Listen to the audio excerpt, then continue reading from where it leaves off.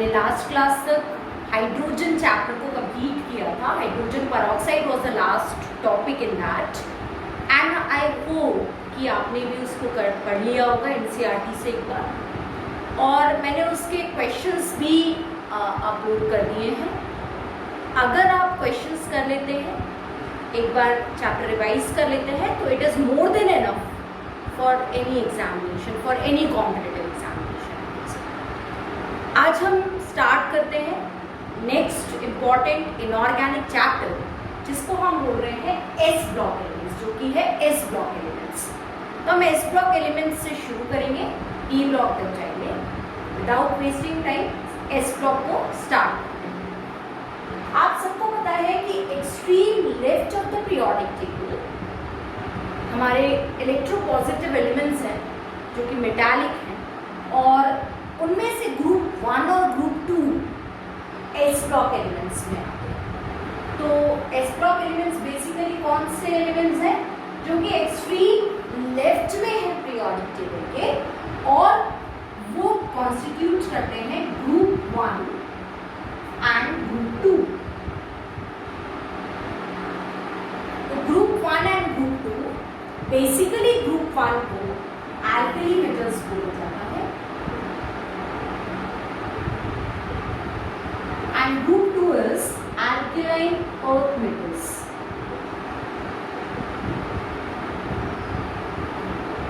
So S block elements basically on the extreme left of the periodic table, और वहाँ पे दो groups constitute करते हैं S block elements के लिए, और वो है group 1 and group 2। Group 1 commonly known as alkali metals and group 2 is alkaline earth metal। ऐसा क्यों है, क्या फिजिकल प्रॉपर्टीज हैं, कहाँ, क्योंकि इनऑर्गेनिक केमिस्ट्री एक्सेप्शंस रखती है और कई जगह रीजनिंग्स भी हैं, तो हम हर जगह देखेंगे कि क्या एक्सेप्शंस हैं और कैसे हम रीजनिंग्स को बता सकते हैं। तो ग्रुप 1 एल्कली मेटल्स सभी को पता है, सबने पढ़ा हुआ है, लेकिन हम इसको बहुत बेसिक से स्टार्ट करेंगे ताकि जो भी प्रॉपर्टीज हैं इसकी, वो फिजिकल प्रॉपर्टीज, वो भी आपको याद रहे। टेबल जो है, जो एनसीईआरटीज में दिए हुए हैं, वो काफ़ी इम्पोर्टेंट है, और वो भी आपको कहीं ना कहीं पता होना चाहिए जब भी आप इनऑर्गेनिक केमिस्ट्री पढ़ते हैं। तो ग्रुप 1 एल्कली मेटल्स, पहले हम इसको देखें। अब इसमें आते हैं lithium, sodium, potassium, rubidium, caesium and francium. The elements which constitute alkali metal group 1 is lithium, sodium, potassium, rubidium, cesium and francium। Francium के बारे में हमको ज़्यादा नहीं पता है, या फ्रांशियम की हम स्टडी नहीं करते हैं, क्योंकि ये एक बहुत कम समय का हाफ लाइफ पीरियड वाला रेडियो एक्टिव एलिमेंट है। So it is radio active in nature and because of its radio activity it's very unstable, half life कम है, और इसीलिए हम इसको इसमें इंक्लूड नहीं करेंगे। और मैंने इसके पहले क्लास में, पहले चैप्टर में, हाइड्रोजन में, आपको पहली वीडियो में आपको बहुत अच्छी तरीके से बताया था कि हाइड्रोजन है यहाँ, लेकिन हम उसको एल्कली मेटल्स नहीं बोलते हैं, वो यहाँ रखा गया है, लेकिन उसको इंक्लूड नहीं करेंगे। तो हाइड्रोजन को हम इंक्लूड नहीं करेंगे। Lithium, sodium, potassium, rubidium, caesium are point of discussion elements, और उन्हीं के बारे में हम बात करेंगे। फ्रांशियम को इंक्लूड नहीं किया जाएगा क्योंकि वो एक रेडियो एक्टिव एलिमेंट है। ग्रुप 2 में अगर हम बात करें तो beryllium, magnesium, calcium, strontium, barium and radium are the elements of group 2 alkaline earth metals। We call them as together as alkaline earth metals, and they are beryllium, magnesium, calcium, strontium, barium and radium। Radium again we are not knowing much about it, and why we are not knowing much about it, because it's a radioactive element। So radioactive element है, इसकी detailed study हम नहीं कर सकते हैं क्योंकि unstable है, radioactivity show करता है। So group 1 and group 2, group 1 alkali metals, group 2 alkaline earth metals। Now, why they are known as S block elements, and what are S block elements? S block elements are those in which the last or the entering electron enters into S subshell or orbital. तो S block elements क्या है? S block elements वो elements है जिसमें last या entering electron वो जो है वो एंटर करता है S ऑर्बिटल में. आप सभी ने पढ़ा होगा बेसिक कॉन्फ़िगरेशन रूल्स हैं, SPDF, subshells and their orbitals. तो अगर लास्ट इलेक्ट्रॉन S ऑर्बिटल में या S सबशेल में एंटर कर रहा है तो वो एलिमेंट्स को S ब्लॉक एलिमेंट्स की कैटेगरी में रखा जाता है. तो group 1 and group 2 are S block elements. Straightforward हम आते हैं फर्स्ट ग्रुप एलिमेंट्स पे, अल्कली मेटल्स. तो देखें क्या प्रॉपर्टीज हैं. फिजिकल प्रॉपर्टीज से हम स्टार्ट करेंगे. तो फिजिकल प्रॉपर्टीज अल्कली मेटल. अब सबसे पहली बात तो इनका नाम जो है वो अल्कली मेटल्स क्यों है, क्योंकि हम ग्रुप 1 को अल्कली मेटल्स के नाम से बुला रहे हैं. Why they are known as alkali metals? Maybe many of you are knowing this, that कि जब भी आप इन एलिमेंट्स को पानी के साथ में रिएक्ट करवाते हैं तो ये जो है इनके हाइड्रोक्साइड्स बनाते हैं, और ये हाइड्रोक्साइड्स जो है ये सॉल्युबल हाइड्रोक्साइड्स होते हैं, और सॉल्युबल हाइड्रोक्साइड्स जो है वो एल्कलाइन होते हैं या इनको हम एल्कलीज बोलते हैं. तो जब भी ये ग्रुप 1 के एलिमेंट्स, हम अभी ये बात कर रहे हैं ग्रुप 1 एस ब्लॉक एलिमेंट्स की, तो ग्रुप 1 के एलिमेंट्स जो है पानी में जाने के बाद उनके हाइड्रोक्साइड्स जो है एल्कलीज होते हैं, स्ट्रॉन्ग बेसेस होते हैं, और ये स्ट्रॉन्ग बेसेस पानी में सॉल्युबल है इसलिए हम उनको एल्कलीज बोलते हैं, और इसीलिए हमने इनको एल्कली मेटल्स का नाम दिया हुआ है. कौन कौन से एलिमेंट्स हैं? Lithium, sodium, potassium, rubidium, caesium. और ये पानी में जाने के बाद इनके हाइड्रोक्साइड्स बनाते हैं. बहुत ज़्यादा रिएक्टिव एलिमेंट्स हैं.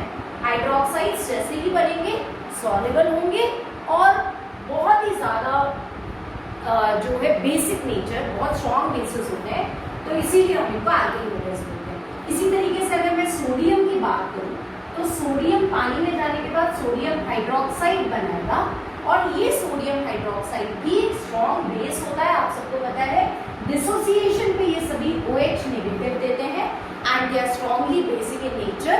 वाटर सॉल्युबल बेसिस हैं, एल्कलीज हैं, and that is why we call them as alkali metal. तो पहली बात तो ये कि क्यों हम इनको एल्कली मेटल्स बोलते हैं, क्योंकि पानी में जाने के बाद ये जो है एल्कलीज दे रहे हैं, सॉल्युबल बेसिस. दूसरी चीज, they are very soft and they can be cut with a knife. और ये सभी को पता है कि सॉफ्ट होते हैं, they can be cut with a knife. हम इसके बारे में डिटेल्ड में देखेंगे अभी. कोहेसिव फोर्सेस क्या है, सॉफ्टनेस का ऑर्डर क्या है, और कैसे ये जो है मेटालिक बॉन्ड्स जो हैं इनमें वो इतने स्ट्रॉन्गर बॉन्ड्स नहीं हैं. तीसरी चीज जो है वो ये है कि इनकी रिएक्टिविटी बहुत ज़्यादा है. ये हाईली रिएक्टिव है, और इतने ज़्यादा रिएक्टिव हैं कि आपने अपनी पहले क्लासेस में पढ़ा होगा कि इनको हमको कैरोसिन में रखना पड़ता है, क्योंकि एयर के साथ में बहुत जल्दी ऑक्सीडेशन होता है इनका, बहुत जल्दी ये रिएक्ट करते हैं एटमॉस्फेयर के साथ में, और वॉलेंटरी रिएक्शन भी होते हैं. तो ये हाईली रिएक्टिव है, इसलिए इनको हमको कैरोसिन में रखना पड़ता है. अब कैरोसिन में जब हम इनको रखते हैं तो जो एयर का जो कॉन्टैक्ट है वो खत्म हो जाता है, और ये स्टोर करके रखे जा सकते हैं. लेकिन एक बात आपको ध्यान में रखनी है कि लिथियम जो है वो लाइटर एलिमेंट है. Lithium is very lighter. तो जितना लाइट होगा, फिर पहला एलिमेंट है इस एल्कली मेटल ग्रुप का, और बहुत लाइटर एलिमेंट है, डेंसिटी बहुत कम है लिथियम की, और इसीलिए ये क्या है कैरोसिन में रखने पे ऊपर आ जाता है. और जब ये कैरोसिन में रखने पे ऊपर आ जाता है तो वहाँ पे भी रिएक्टिविटी शो कर देता है. तो सिर्फ लिथियम को हम पैराफिन वैक्स में स्टोर करते हैं. So lithium can be stored in a paraffin wax. तो ये तो इसकी कुछ प्रॉपर्टीज थी। डेंसिटी कम होती है, रिएक्टिविटी ये शो करते हैं, बहुत ज़्यादा रिएक्टिव होते हैं। और ये सब क्यों होता है अभी हम धीरे धीरे देखते हैं। फिर एल्कली मेटल्स क्यों बोलते हैं, क्योंकि पानी में जाने के बाद हाईली बेसिक हो जाते हैं, स्ट्रॉन्ग एल्कलीज बनाते हैं, तो इसलिए इनको एल्कली मेटल्स बोला जाता है। अब हम एक एक करके इनकी सारी प्रॉपर्टीज को डिटेल में स्टडी करते हैं और आप देखिए कि सभी के पीछे कुछ ना कुछ रीजनिंग होगी। जहाँ पे भी एक्सेप्शंस होंगे मैं आपको बताती जाऊंगी कि एक्सेप्शंस कहाँ हैं। पहला पॉइंट हम देखते हैं इलेक्ट्रॉनिक कॉन्फ़िगरेशन।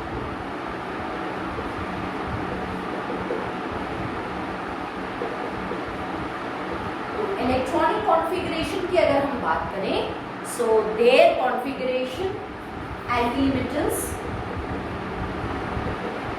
इनका जनरल इलेक्ट्रॉनिक कॉन्फ़िगरेशन जो है आप लिख सकते हैं NS1 और NS2। मतलब अगर S ब्लॉक एलिमेंट की बात कर रहे हैं तो सिर्फ अगर एल्कली मेटल्स की बात कर रहे हैं तो दे आर NS1 कॉन्फ़िगरेशन। और यहाँ पे जो है नोबल मेटल का कॉन्फ़िगरेशन रहेगा। कैसे?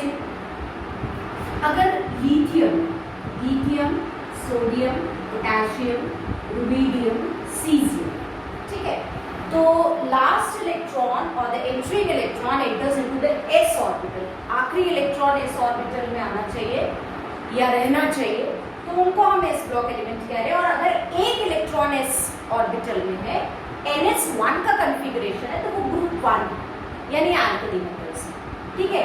लिथियम का एटॉमिक नंबर होता है 3 और हम इसको कैसे लिखेंगे? 1s2 2s1। सभी को पता है कि लिथियम एटॉमिक नंबर इज 3 और इसका जो कॉन्फ़िगरेशन है वो है 1s2 2s1। अगर आपको कॉन्फ़िगरेशन लिखने का भी पता नहीं है तो आप पीरियोडिक टेबल या बेसिक केमिस्ट्री में आप देख सकते हैं। तो 1s2 2s1, एक इलेक्ट्रॉन s ऑर्बिटल में, ये जो n है ये इसका पीरियड नंबर होगा, ठीक है। 1s2 2s1 कैसे लिखें?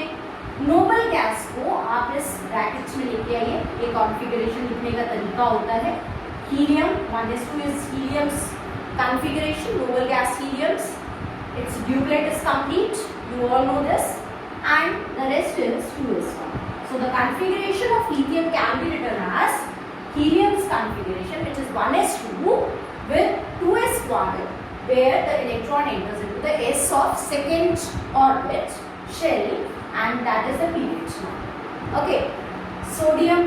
अब आप कैसे, अगर आपको एटॉमिक नंबर याद नहीं है तो फिर आप कैसे कॉन्फ़िगरेशंस लिखेंगे और कैसे बताएंगे कि एटॉमिक नंबर कितना है किसी एलिमेंट का? याद नहीं है तो भी हम कर सकते हैं। और कैसे करेंगे ये आप देखिए। लिथियम से सोडियम तक जाने में 8 इलेक्ट्रॉन ऐड होंगे। लिथियम से जब आप सोडियम पे जाएंगे तो 8 इलेक्ट्रॉन का एडिशन होगा। और ये 8 इलेक्ट्रॉन का एडिशन कहाँ होगा? लास्ट शेल में तो हो नहीं सकता, फर्स्ट शेल में हो नहीं सकता, तो जहां ये एप्रोप्रिएटली आएगा वहां आप लिखेंगे। जैसे यहाँ पे 2 1, अगर मैं इसको जनरल लिखूं तो ये लिखा जाएगा 2 and 1। First shell is having 2 electron and second shell is having 1 electron. तो अब ये 8 इलेक्ट्रॉन का जो डिफरेंस है वो कहाँ आएगा? सोडियम में। ये सेकंड शेल में आएगा क्योंकि सेकंड शेल के होंगे 8 इलेक्ट्रॉन्स, ठीक है। तो यहाँ 8 आपने जो डिफरेंस है वो ले लिया। अब इसका कॉन्फ़िगरेशन आराम से कर दें। कॉन्फ़िगरेशन क्या होगा? 1s2 2s2 2p6, second shell में 2s2 2p6 एंड 3s1। तो ये जितना भी है ये नियॉन इनर्ट गैस का कॉन्फ़िगरेशन है। आप सबको पता है कि neon is having 2 and 8 electrons, means total 10, and 2 and 8 is the configuration. So we can write it as neon 3s1. Got it? So 3s1 with neon configuration is sodium's electronic configuration. Now potassium. अब sodium से potassium पे अब आप जाएंगे lithium से sodium पे गए तो 8 इलेक्ट्रॉन आपने ऐड किए, सोडियम से पोटेशियम पे जाएंगे तो भी आप 8 इलेक्ट्रॉन ऐड करेंगे। एप्रोप्रिएट प्लेस पे, लास्ट में नहीं कर सकते, पहले में नहीं कर सकते क्योंकि वो ड्यूप्लेट है, सेकंड में 8 है, तो अब आप कहाँ करेंगे 8 इलेक्ट्रॉन ऐड? 2 8 यहाँ तो कर नहीं सकते, यहाँ करेंगे तो 16 हो जाएंगे, सेकंड शेल 16 नहीं रख सकता, तो 2 8 8 1। This is the configuration of potassium. अब आप देखें तो 1s2 2s2 2p6 3s2 3p6 and what I can say here 3d is here but it is vacant, 3d 0 लिखना है लिखिए, नहीं लिखना है मत लिखिए, and then it is 4s1। तो ये कॉन्फ़िगरेशन किसका है? पोटेशियम का है। और ये जो है ये किसका कॉन्फ़िगरेशन है नोबल गैस में? ये है आर्गन का कॉन्फ़िगरेशन। तो आप इस तरीके से कॉन्फ़िगरेशन निकाल के एटॉमिक नंबर आराम से निकाल सकते हैं। अगर आपको पहले का पता है ग्रुप में पूरे एलिमेंट्स का एटॉमिक नंबर कॉन्फ़िगरेशन बहुत इजीली लिख सकते हैं। फिर पोटेशियम और रुबिडियम में 18 इलेक्ट्रॉन का डिफरेंस आएगा, रुबिडियम और सीजियम में 18 इलेक्ट्रॉन का डिफरेंस आएगा, और सीजियम और फ्रांशियम में 32 इलेक्ट्रॉन का डिफरेंस आएगा। So these are magical numbers we can say. कैसे? पहला एलिमेंट, अगर आपको पहले एलिमेंट का इलेक्ट्रॉनिक कॉन्फ़िगरेशन पता है, एटॉमिक नंबर पता है, उसमें दूसरे एलिमेंट का कॉन्फ़िगरेशन बनाने के लिए 8 इलेक्ट्रॉन ऐड करिए एप्रोप्रिएट जगह पे। फिर तीसरे का बनाने के लिए उसमें भी सेकेंड वाले में फिर 8 ऐड करिए। फिर फोर्थ का बनाने के लिए आप 18 ऐड करिए। फिर फिफ्थ का बनाने के लिए 18 और ऐड करिए, और फिर आप 32 ऐड करिए। सो इट इज 8 8 18 18 32। आपको पूरे ग्रुप में एटॉमिक नंबर के साथ साथ कॉन्फ़िगरेशंस भी पता लगेंगे। और लिखने का तरीका कैसा है? लिखने का तरीका है कि आप एक इनर्ट गैस का कॉन्फ़िगरेशन को ब्रैकेट में इनर्ट गैस के सिंबल को लिखिए, और उसके बाद आउटर शेल कॉन्फ़िगरेशन लिखिए, जिसमें n जो है वो पीरियड नंबर जो है वो आपको बताएगा। ठीक है, तो ये हो गए हमारे alkali metal, lithium, sodium, potassium, rubidium, caesium. Francium is a radioactive element, so we will not be including it in this group. ये हो गया इलेक्ट्रॉनिक कॉन्फ़िगरेशन। अब हम बात करते हैं इनके सेकेंड प्रॉपर्टी पे। अगर हम आए तो सेकेंड जो इसकी प्रॉपर्टी है वो है एटॉमिक रेडियस। तो जरा ध्यान से देखिएगा, ये सारी चीजें जो है वो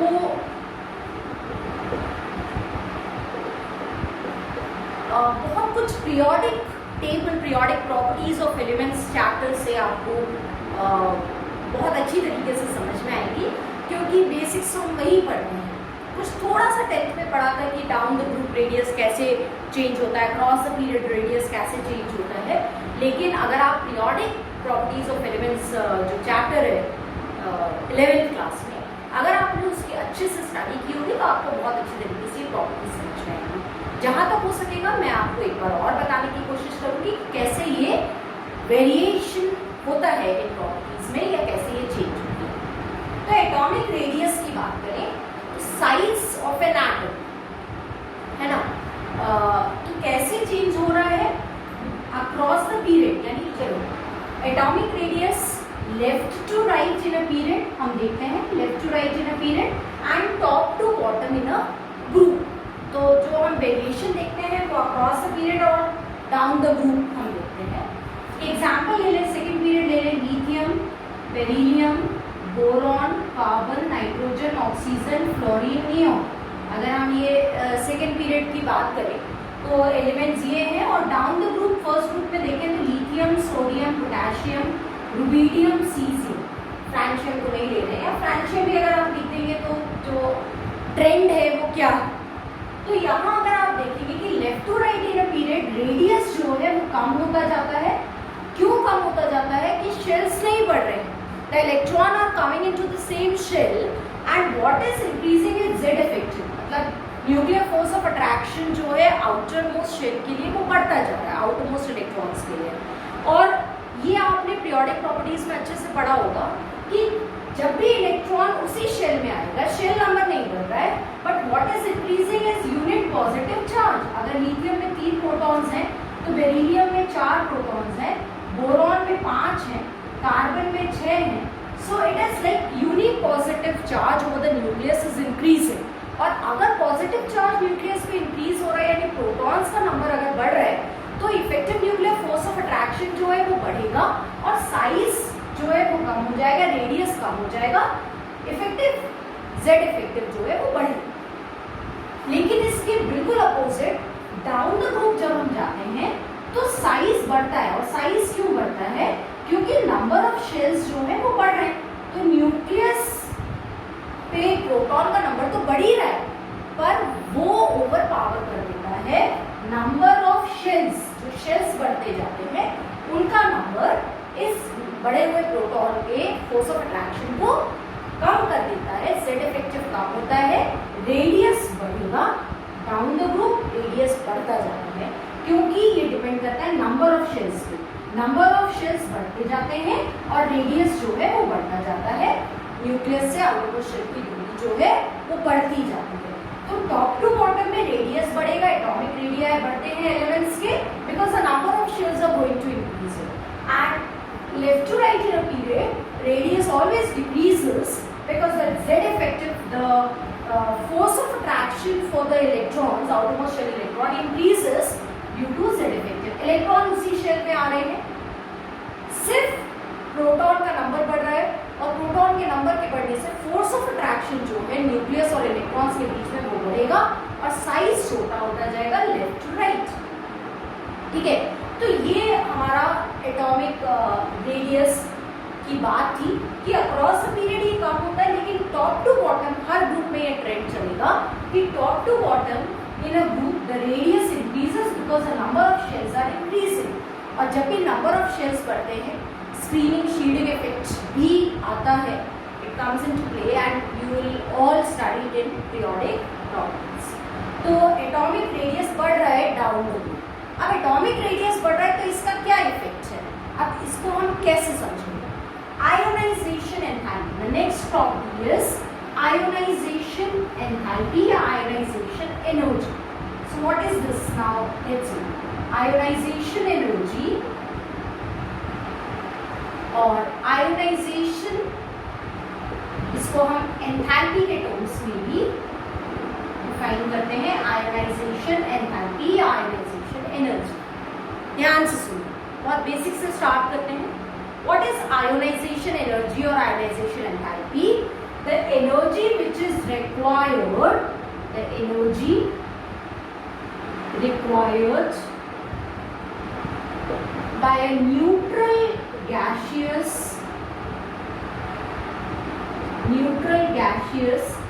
isolated atom to remove electron from its outermost shell.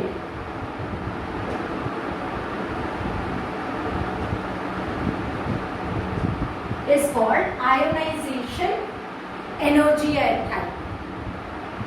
अब ये क्या है? Energy required. This is the energy which is required by a neutral gaseous isolated atom to remove electron from its outermost shell. अब कैसे? देखो, जो atoms हैं वो मेटालिक बॉन्ड से जुड़े हुए होते हैं. एटम्स जो है इस तरीके से मेटालिक बॉन्ड्स होता है, इनसे जुड़े हुए होते हैं. अब पहली बात तो हमको एक न्यूट्रल गैसियस आइसोलेटेड एटम चाहिए, मतलब उसकी विसिनिटी में कुछ नहीं होना चाहिए, वो आइसोलेटेड हम उसको मान के चल रहे हैं. तो ये जो एटम्स मेटालिक बॉन्ड से जुड़े हुए हैं इन एटम्स को पहले तो आपको एनर्जी देके आइसोलेट करना पड़ेगा, अलग करना पड़ेगा. एंथैल्पी ऑफ एटमाइजेशन, आप इसको अलग करेंगे, एटम को आइसोलेट करेंगे क्योंकि वो अपने तरीके के एटम्स या मेटल एटम से मेटालिक बॉन्ड से जुड़ा हुआ है. तो पहले तो आप इसको एनर्जी देके अलग करिए, फिर ये आइसोलेटेड हुआ. अब ये जो आइसोलेटेड गैसियस एटम है इसको जो एनर्जी देंगे आप, न्यूट्रल आइसोलेटेड गैसियस एटम, इसको जो एनर्जी प्रोवाइड करेंगे कि अपने इलेक्ट्रॉन को निकाल के पॉजिटिव आयन में आ जाए, इस एनर्जी को हम बोलते हैं ionization energy. So what is ionization energy? The energy required by a neutral gaseous isolated atom to remove electron or electron from its outermost shell is called ionization energy or enthalpy. अगर आपने पहला electron निकाला है तो ये पहली ionisation energy है। अगर आप इस पॉजिटिव आयन में से फिर से इलेक्ट्रॉन निकालते हैं और जितने इलेक्ट्रॉन निकलेंगे उतना पॉजिटिव चार्ज आएगा मेटल एटम में, तो एक इलेक्ट्रॉन निकाल लिया आपने। इसके बाद अगर आप उस यूनी पॉजिटिव आयन में से, अब ये जो बना है इसको बोलते हैं यूनी पॉजिटिव आयन, इस यूनी पॉजिटिव आयन में से अगर आप एक और इलेक्ट्रॉन निकालेंगे तो ये डाई पॉजिटिव बनेगा। और डाई पॉजिटिव को बनाने के लिए जो हमको आयनाइजेशन एंथैल्पी लगेगी वो सेकेंड आयनाइजेशन एंथैल्पी लगेगी। तो एक इलेक्ट्रॉन को निकालने के लिए पहली आयनाइजेशन एंथैल्पी, दूसरा इलेक्ट्रॉन निकालने के लिए उस यूनी पॉजिटिव आयन में से एक साथ इलेक्ट्रॉन्स नहीं निकलते हैं गैसियस एटम में से, वो एक एक करके निकलते हैं और पहला इलेक्ट्रॉन निकालने के लिए जो एनर्जी लगती है वो फर्स्ट आयनाइजेशन एंथैल्पी, जो दूसरा इलेक्ट्रॉन निकालने के लिए एनर्जी लगती है वो सेकेंड आयनाइजेशन एंथैल्पी, थर्ड निकाल रहे हैं तो थर्ड, और इनको हम बोलते हैं successive ionization enthalpies. So they are known as successive ionization enthalpies. तो पहली बात तो आपने ये समझ लिया होगा कि आयनाइजेशन एंथैल्पी एनर्जी क्या है। एनर्जी रिक्वायर्ड, क्योंकि न्यूक्लियस पे जो पॉजिटिव चार्ज है और इलेक्ट्रॉन्स पे जो नेगेटिव चार्ज है आउटर मोस्ट शेल के, दोनों के बीच में एक अट्रैक्शन फोर्स है, आपको सबको पता है, तो न्यूक्लियर फोर्स ऑफ अट्रैक्शन, और उससे इलेक्ट्रॉन बंधा हुआ है। अगर आपको इलेक्ट्रॉन को बाहर आयनाइजेशन एंथैल्पी बोलते हैं, and in this way there will be successive ionization enthalpies. अब वेरिएशन देखें, देखिए अब आपको थोड़ा सा सब चीज को रिलेट करना सीखिए, आपको ये बेसिक चीजें अच्छे से समझ में आ जाएंगी। मैंने बोला था across the period and down the group, this is across the period and this is down the group. So let's see the variation of ionization enthalpy. Simple सी बात है, अभी मैंने बोला रेडियस अक्रॉस द पीरियड कम होता जाता है क्योंकि जेड इफेक्टिव बढ़ता है। तो रेडियस कम हो रहा है, यानी जो आउटर मोस्ट इलेक्ट्रॉन्स है वो न्यूक्लियस के पास में आते जा रहे हैं, न्यूक्लियस के फोर्स ऑफ अट्रैक्शन से वो जो है टाइटली हेल्ड होते जा रहे हैं अक्रॉस द पीरियड। अब उनको निकालने के लिए आप जानते हैं, कोई चीज अगर टाइटली किसी चीज से जुड़ी हुई है, बंधी हुई है, तो उसको निकालने के लिए आपको ज्यादा एनर्जी लगेगी। तो अगर यहाँ से यहाँ तक रेडियस कम हो रहा है तो आयोनाइजेशन एनर्जी बढ़ेगी। क्यों? क्योंकि इलेक्ट्रॉन को निकालने के लिए लगने वाली एनर्जी बढ़ेगी। सिंपल सी बात है, अगर साइज छोटा हो रहा है, कुछ चीज टाइटली होल्ड हो रही है, अगर इलेक्ट्रॉन टाइटली हेल्ड हो रहे हैं न्यूक्लियस से, तो उनको निकालने के लिए जो लगने वाली एनर्जी है वो ज्यादा होती जाएगी। So across the period ionization enthalpy increases और the energy increases. But down the group क्या हो रहा है? डाउन द ग्रुप हमने बोला कि साइज बढ़ रहा है। अगर साइज बढ़ रहा है यानी रेडियस बढ़ रहा है, तो रेडियस बढ़ रहा है तो इलेक्ट्रॉन दूर हो रहा है न्यूक्लियस से। अब इलेक्ट्रॉन अगर न्यूक्लियस से दूर हो रहा है तो वो टाइटली होल्ड नहीं रहेगा न्यूक्लियस से, टाइटली हेल्ड नहीं रहेगा न्यूक्लियस से, और उसको निकालने के लिए हमको कम से कम एनर्जी लगेगी। सो आयोनाइजेशन एंथैल्पी और the energy decreases when you go down the group. So ionization enthalpy it increases across the period and ionization enthalpy decreases down the group। ऐसा क्यों हो रहा है? साइज बढ़ रहा है, पहले इतना, फिर इतना, फिर इतना, फिर इतना। मान लीजिए अब न्यूक्लियस से जैसे जैसे साइज बढ़ रहा है, आउटरमोस्ट शेल के इलेक्ट्रॉन की दूरी बढ़ रही है, दूरी बढ़ रही है, तो फोर्स ऑफ अट्रैक्शन जो लग रहा था न्यूक्लियस का इलेक्ट्रॉन पे वो कम होता जा रहा है। Nucleus loosely held, outermost shell के इलेक्ट्रॉन लूजली हेल्ड हो रहे हैं और उनको निकालने के लिए हमको कम एनर्जी लगी है। तो down the group ionization enthalpy decreases. तो क्या हम एक ट्रेंड लिख दें इसका? बिल्कुल लिख सकते हैं कि आयोनाइजेशन एंथैल्पी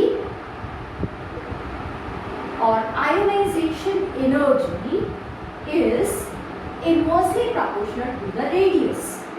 ठीक है, रेडियस ऑफ एन एटम। अगर रेडियस बढ़ेगा, if the radius goes on increasing, ionization energy goes on decreasing. If the radius goes on decreasing, ionization energy goes on increasing. तो रेडियस और आयनाइजेशन एनर्जी जो है वो inversely proportional है। Radius बढ़ेगा energy कम हो जाएगी, रेडियस कम होगा एनर्जी बढ़ जाएगी। So this is trend. अब देखिए lithium, sodium, potassium, rubidium, caesium, अब दोनों का ट्रेंड हम इसमें देखते हैं। दोनों का ऑर्डर जो है atomic radius as well as ionization energy का जो ट्रेंड है या जो हम इसका सीक्वेंस है वो लिख देते हैं। Lithium, sodium, potassium, rubidium, caesium. अब एटॉमिक रेडियस की बात करें, so if we go for atomic radius, radius जो है वो बढ़ता है, ठीक है। Down the group number of shells are increasing, मैं यहाँ लिख देती हूँ, नंबर ऑफ शेल्स इंक्रीज हो रहे हैं। And what about ionization energy? Ionization energy के लिए आप क्या बोलेंगे? Lithium, sodium, potassium, rubidium, caesium.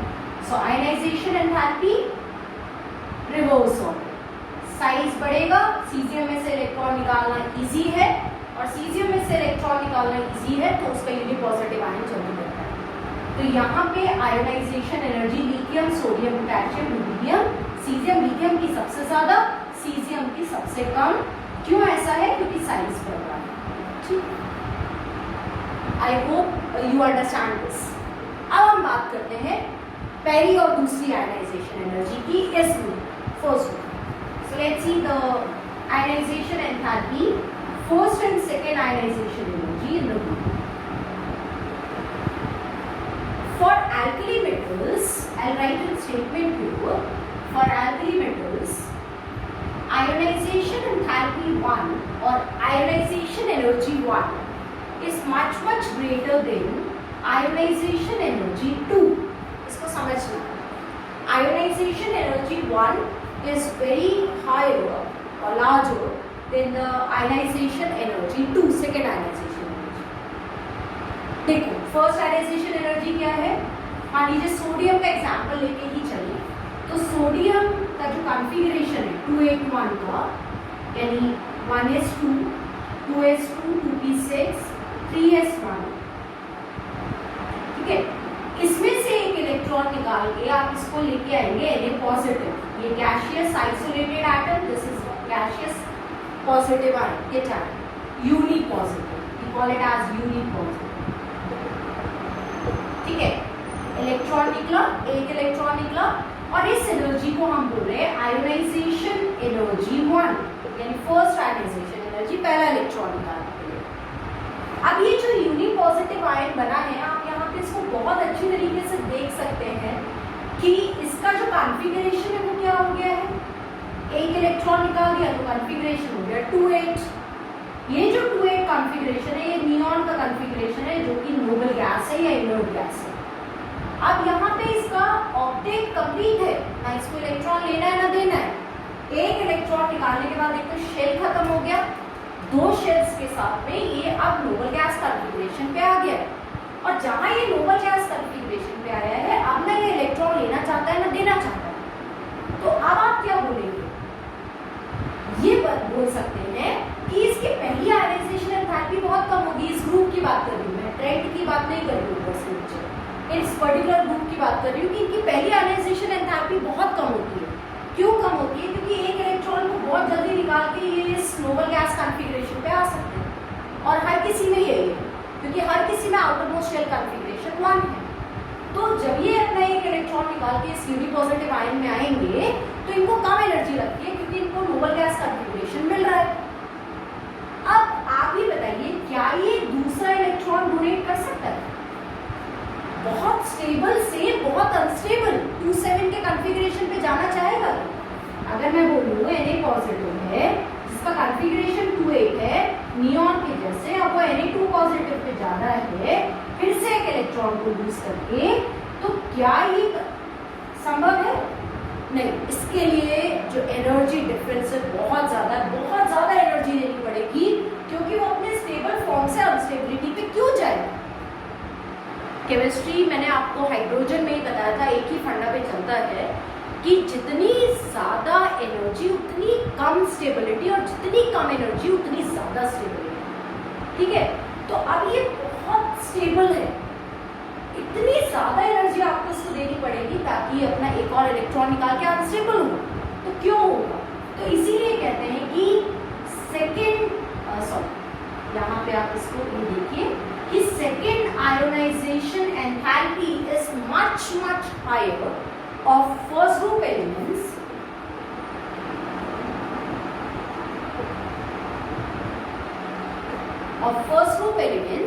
it is much higher than second ionization enthalpy. So second ionization enthalpy is much higher than the first ionization enthalpy. बहुत कम है, एक electron निकालने के बाद स्टेबल कॉन्फ़िगरेशन पे है, दूसरा नहीं निकाल सकता क्योंकि अनस्टेबल पे चला जाएगा। तो दूसरी आयनाइजेशन एंथैल्पी का गैप बहुत ज़्यादा है।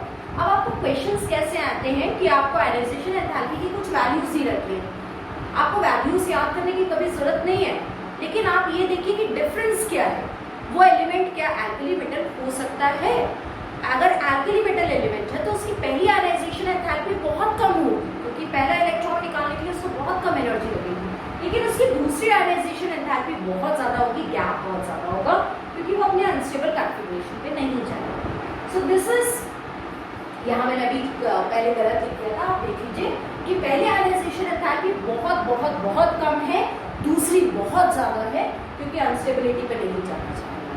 और ये हर किसके साथ में है, हम ये बात कर सकते हैं कि ये हर एल्कली मेटल की कंडीशन। चलिए, आई होप यहाँ तक आपको समझ में आया होगा एटॉमिक रेडियस और आयोनाइजेशन एंथैल्पी। चलो, आयोनाइजेशन एंथैल्पी की हमने बात की, उसको एटॉमिक रेडियस से हमने रिलेट कर लिया। अब हम आयोनिक रेडियस की थोड़ी सी बात कर लेते हैं। तो आयोनिक रेडियस में ऐसा कुछ नहीं, आयोनिक रेडियस मतलब जब भी ये यूनी पॉजिटिव आयन बनाता है, क्योंकि ये सिर्फ यूनी पॉजिटिव आयन बनाएंगे, अभी मैंने बताया एक इलेक्ट्रॉन निकाल के ये स्टेबल नोबल गैस कॉन्फ़िगरेशन में आते हैं। अब आयोनिक रेडियस कैसे चेंज होगा? Lithium positive, sodium, lithium, sodium, potassium, rubidium, caesium.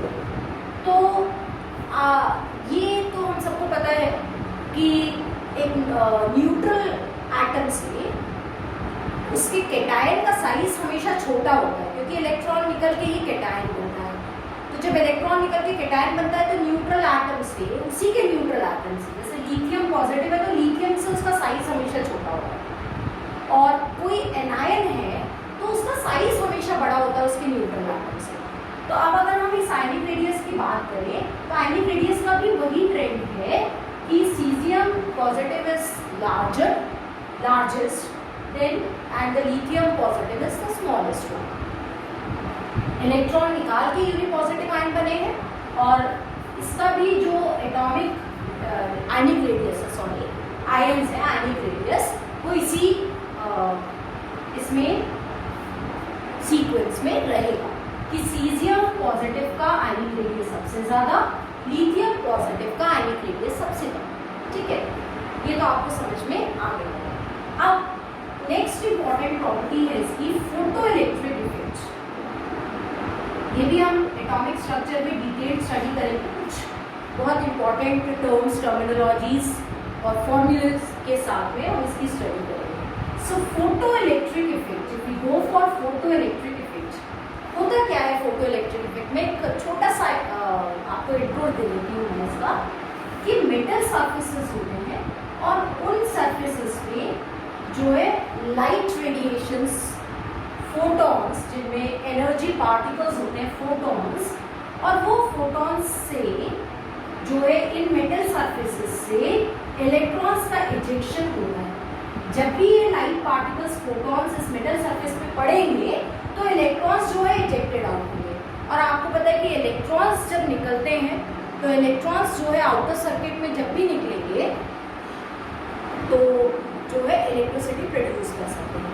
तो ये एक बहुत छोटा बेसिक सा इंट्रोडक्शन है कि मेटल सर्फेसेस पे जब भी लाइट रेडिएशन, इलेक्ट्रोमैग्नेटिक रेडिएशंस डाली जाएंगी और उसमें जो लाइट पार्टिकल्स, एनर्जी पार्टिकल्स हैं, quantums of energy, quantum of energy that is photons, अगर वो पड़ेंगे इन सर्फेसेस पे तो ये इलेक्ट्रॉन का एमिशन करते हैं, और इलेक्ट्रॉन्स जो है आउटर सर्किट में जाकर इलेक्ट्रिक करंट प्रोड्यूस करते हैं। सोलर सेल्स में ये होता है। तो फोटो इलेक्ट्रिक इफेक्ट के लिए हम basically potassium, rubidium, caesium element को ही रखते हैं। पोटेशियम, रुबिडियम, सीजियम, इन एलिमेंट्स को हम जो है फोटो इलेक्ट्रिक सेल में यूज करते हैं। और क्यों यूज करते हैं, अभी मैंने आपको बताया था कि नीचे जाते टाइम जैसे lithium, sodium, potassium, rubidium, caesium, नीचे जाते टाइम इलेक्ट्रॉन को निकालने के लिए लगने वाली एनर्जी जो है आयोनाइजेशन एनर्जी, वो कम होती जा रही है। तो इलेक्ट्रॉन जल्दी निकलता है, कम एनर्जी देने पे ही निकल जाता है। और इन केसेस में पोटेशियम, रुबिडियम और सीजियम में ये जो मेटल प्लेट्स हैं ये कम एनर्जी के रेडिएशन, मतलब विजिबल रेडिएशन से ही जब इन पे ये विजिबल रेडिएशन फॉल ऑफ होंगी तो ये इलेक्ट्रॉन को एमिट कर देते हैं, क्योंकि इनकी जो न्यूक्लियस और इलेक्ट्रॉन का जो बाइंडिंग फोर्स है, जो फोर्स ऑफ अट्रैक्शन है, वो बहुत कम है। तो इनको निकालना इजी, कम इलेक्ट्रोमैग्नेटिक रेडिएशन एनर्जी वेव्स जो हैं विजिबल रीजन की, वो इनको आराम से निकाल देते हैं इलेक्ट्रॉन्स को इनके सरफेस से। और एक इलेक्ट्रॉन, क्योंकि आउटरमोस्ट शेल में एक ही इलेक्ट्रॉन है और वो एक इलेक्ट्रॉन जो है वो इजीली निकल जाता है और इस तरीके से सोलर सेल्स बनते हैं। तो this is the photo electric effect. और इन्हीं एलिमेंट्स को क्यों ले रहे हैं, क्योंकि आयनाइजेशन एनर्जी कम है, कम एनर्जी पे ये निकल जाते हैं और विजिबल एनर्जी के रेडिएशंस को देके आप इनको आराम से निकाल सकते हैं। So this is one of the effect. Now let's come to the another property, and the another physical property of these elements is density, obviously. So density is the next one. आप सबको पता है कि density जो है वो होता है mass by volume. Density is mass by volume. अब इन एलिमेंट्स की डेंसिटी जो है वो कैसे आप देखोगे,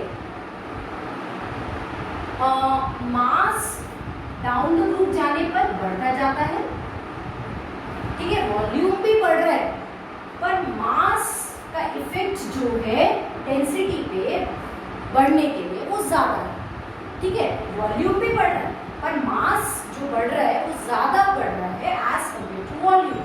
तो डेंसिटी जो है वो मास से ही रिलेट करेंगे हम यहाँ पे।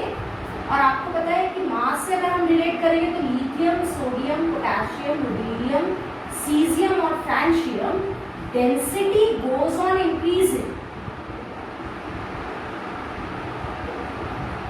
डेंसिटी बढ़ती जाती है as you go from lithium to caesium. पर यहाँ एक एक्सेप्शन है, और वो एक्सेप्शन ये है कि हमेशा पोटेशियम की डेंसिटी होनी चाहिए ज्यादा। अगर डेंसिटी बढ़ रही है क्योंकि मास बढ़ रहा है, मास कंपैरेटिवली टू वॉल्यूम ज्यादा बढ़ रहा है, अगर मास बढ़ रहा है तो डेंसिटी बढ़ रही है। लेकिन पोटेशियम की डेंसिटी सोडियम से कम होती है। So it is always to be remember, this is an exception कि पोटेशियम की डेंसिटी सोडियम से कम होती है। इसके पीछे रीजन, और वो रीजन ये है कि सोडियम का कॉन्फ़िगरेशन क्या लिखेंगे बेटा, 1s2, 2s2, 2p6, 3s1, this is sodium. What is potassium, 1s2, 2s2, 2p6, 3s2, 3p6, 3d0, 4s1। यहाँ पे d ऑर्बिटल वैकेंट है, पोटेशियम में d ऑर्बिटल वैकेंट है, इलेक्ट्रॉन गए नहीं है उसमें, अभी हमने इलेक्ट्रॉन भरे नहीं है उसमें, तो 3d है लेकिन वैकेंट है। यहाँ सेकेंड शेल जो है, यहाँ पे सेकेंड में d ऑर्बिटल होता नहीं तो वो वैकेंट नहीं, यहाँ सब भरा हुआ है, यहाँ पे 3d खाली है। 3d खाली होने से वॉल्यूम पोटेशियम का, ये जो वैकेंट ऑर्बिटल है, ये ज्यादा वॉल्यूम रखते हैं और वॉल्यूम जो है इसका ज्यादा इंक्रीज होता है और इसीलिए पोटेशियम की डेंसिटी जो है सोडियम से कम होती है। तो एक बार फिर से बता देती हूँ कि एक्सेप्शन देखिए, जैसे जैसे मास बढ़ेगा डेंसिटी बढ़ेगी, लेकिन एक्सेप्शन ये है कि पोटेशियम की डेंसिटी सोडियम से कम होती है। सोडियम में सारे ऑर्बिटल्स भरे हुए हैं, पोटेशियम में 3D वैकेंट है, और ये जो वैकेंट ऑर्बिटल है वॉल्यूम ज्यादा रखते हैं और इस कारण से इसकी जो डेंसिटी है वो सोडियम से कम है। ठीक है, so this was the another property, physical property. Now let's go to the next one, hydrated ion, radius of ion. Let's see the next one.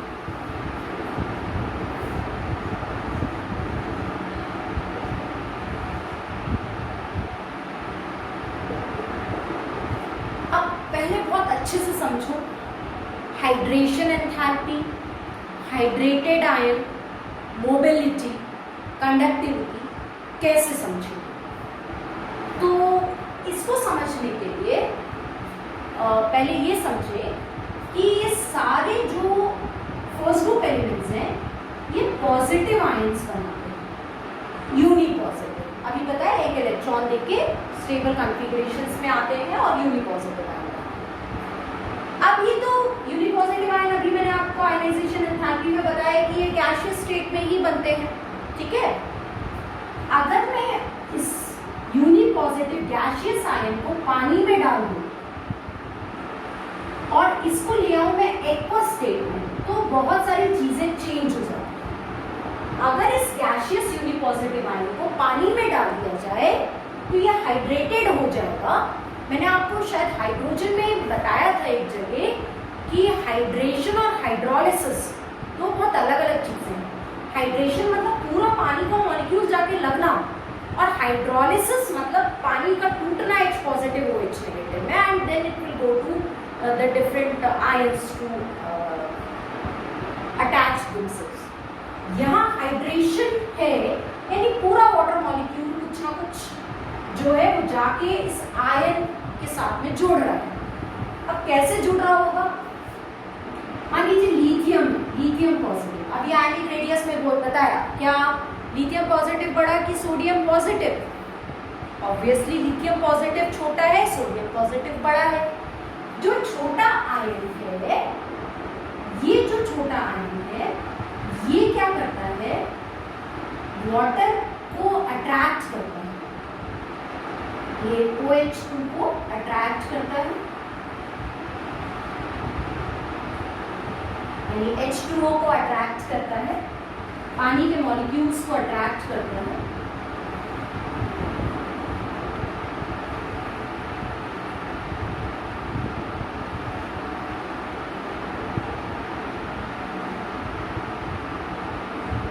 ठीक है, ऐसा ये सभी करेंगे, सोडियम भी करेगा, रुबीडियम भी करेगा, सीजियम भी करेगा, पोटेशियम भी करेगा।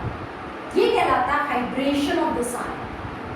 पानी में जाने के बाद ये यूनिपॉजिटिव आयन जो गैसियस स्टेट में बना था, अब पानी में जाने के बाद पानी के मॉलिक्यूल्स जो है इसको सराउंड कर लेंगे और ये कहलाता है इसका हाइड्रेशन। इसमें जो एनर्जी रिलीज होती है वो एनर्जी कहलाती है हाइड्रेशन की एंथैल्पी।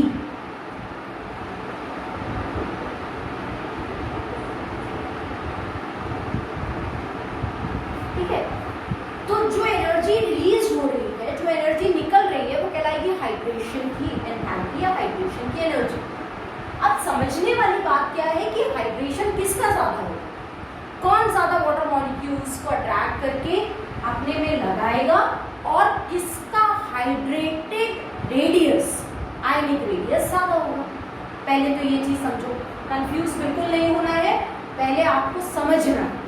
क्या समझना है कि लिथियम छोटा आयन है, चार्ज डेंसिटी ज्यादा है, छोटा आयन है, ज्यादा वाटर मॉलिक्यूल्स को अट्रैक्ट करेगा और ज्यादा वाटर मॉलिक्यूल्स इसके पास आके इससे जुड़ेंगे। ठीक है, तो जब भी ये बहुत सारी लेयर्स में वाटर मॉलिक्यूल्स को अट्रैक्ट करेगा तो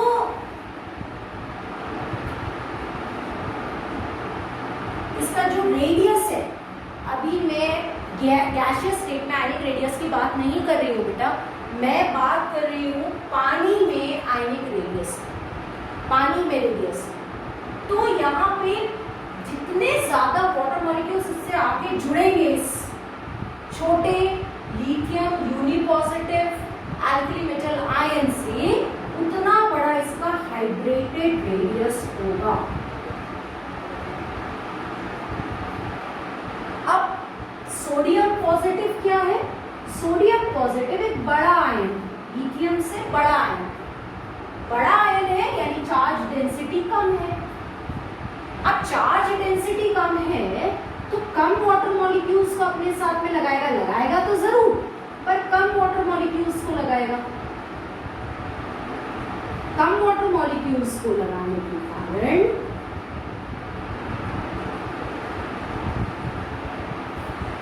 इसका जो रेडियस है वो कम होगा as compare to lithium positive hydrated ion. क्यों? क्योंकि ये बहुत सारी लेयर्स में वाटर को लगाता चला जाएगा, जबकि इसका साइज बड़ा है तो ये जो वाटर मॉलिक्यूल्स हैं चार्ज इंटेंसिटी कम होने के कारण, चार्ज डेंसिटी कम होने के कारण कम वाटर मॉलिक्यूल्स आके लगेंगे। तो हाइड्रेटेड आयन में साइज किसका बड़ा होगा? पानी में किसका साइज बड़ा होगा? पानी में लिथियम आयन का साइज बड़ा होगा। ठीक है, पानी में लिथियम आयन का साइज बड़ा होगा सोडियम आयन से, लेकिन गैसियस स्टेट में बिल्कुल उल्टा, सोडियम आयन का साइज बड़ा होगा किससे? लिथियम आयन से। Got it? अब दूसरी चीज देखें कि यहां पे जितने ज्यादा वाटर मॉलिक्यूल्स आके लग रहे हैं उतनी ज्यादा एनर्जी रिलीज हो रही है।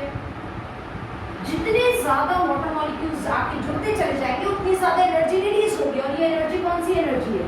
Enthalpy of hydration.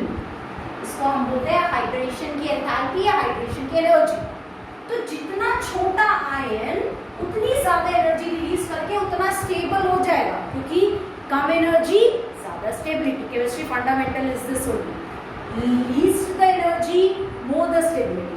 तो जितनी ज्यादा एनर्जी रिलीज करके ये अपने को स्टेबल करेगा, सबसे ज्यादा स्टेबल करेगा और सबसे ज्यादा एनर्जी हाइड्रेशन की लिथियम रिलीज करेगा than sodium and other ions.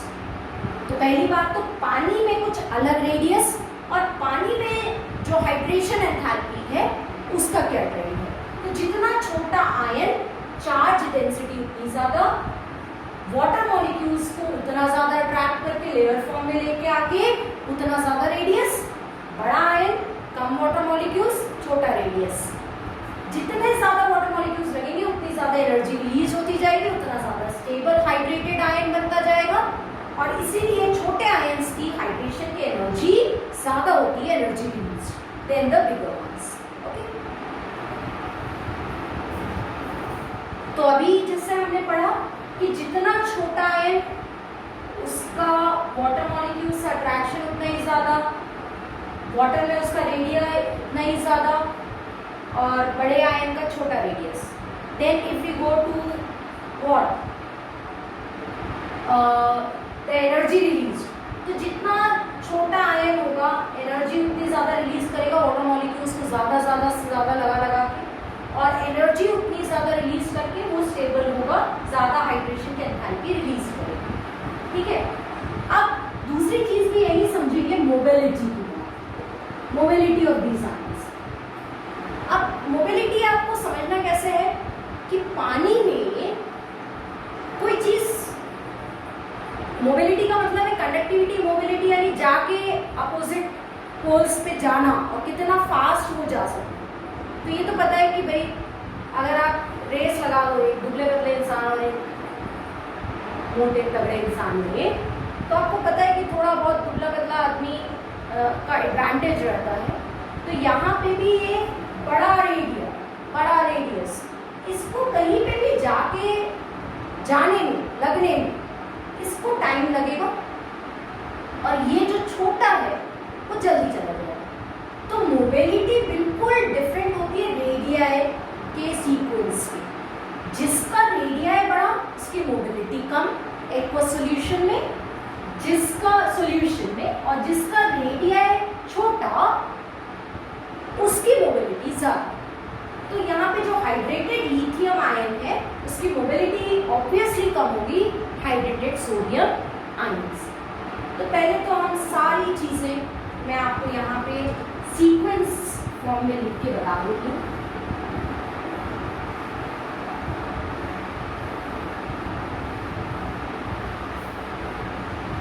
ये देखिए hydrated ion lithium, sodium, potassium, rubidium, caesium, again lithium, sodium, potassium, rubidium, caesium, again lithium, sodium, potassium, rubidium, caesium, positive ion और unipositive,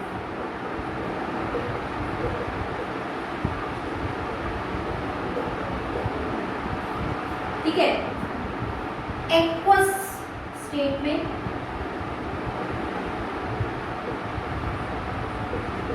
पानी के साथ क्या trend रहेगा?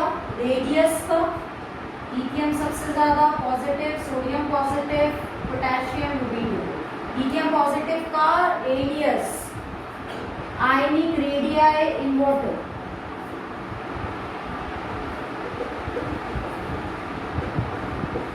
ठीक है।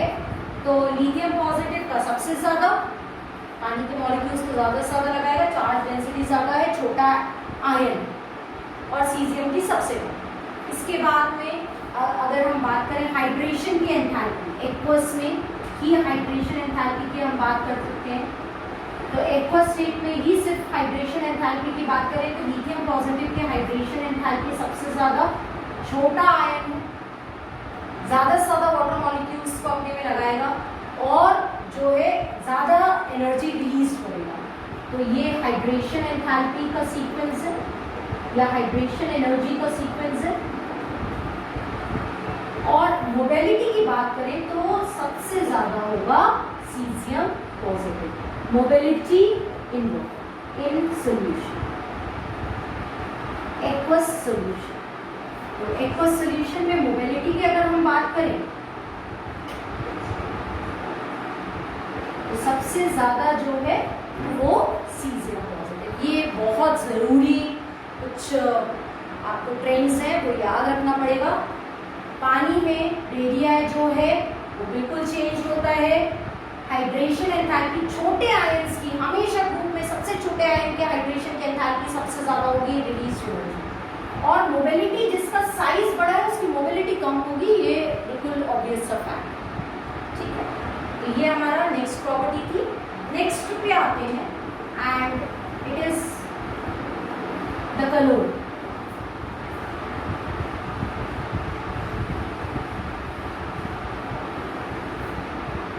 All the alkali metals, many of the alkaline earth metals, they give flame coloration, color to the flame, और उसको हम बोलते हैं flame coloration। ये भी एक बहुत इंपॉर्टेंट पॉइंट है, इसको भी आपको नोट डाउन करना है। flame coloration, they give color to the flame, flame coloration। देखिए कैसे, अगर इन सॉल्ट्स को या इन मीन्स एलिमेंट्स को क्या करना है, पहले प्रोसेस में बता देती हूँ। ये जो भी सॉल्ट्स हैं इन एलिमेंट्स के, lithium, sodium, potassium, rubidium, caesium, इनके जो भी सॉल्ट्स हैं मेनली क्लोराइड सॉल्ट्स है ना, या फिर आप इन एलिमेंट्स में HCl के साथ में इनका पेस्ट बनाइए। प्लैटिनम वायर होता है उस पे इस पेस्ट को लगाइए और इसको बंसन बर्नर की ऑक्सीडाइजिंग फ्लेम पे डाल दीजिए, ठीक है। ये जो आपका प्लैटिनम वायर है उसको यहाँ रख दीजिए। They give characteristic flame, colour flame, और ये कैरेक्टरिस्टिक कलर जो है ये आपको बिल्कुल बता देगा कि कौन सा एलिमेंट है।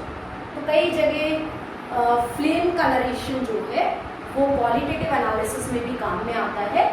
ये एलिमेंट्स जो है most of them they give colour, characteristic colour to the flame. Flame पे इनके क्लोराइड सॉल्ट्स को आप लगाइए और ये एक तरह का कलर आपको देंगे। इसके पीछे का रीजन क्या है? अच्छा, पहले तो कलर देख लें, कौन कौन से कलर्स हैं, फिर मैं आपको एक छोटा सा कलर व्हील बना के दिखाऊंगी, उससे आपको याद रहेगा.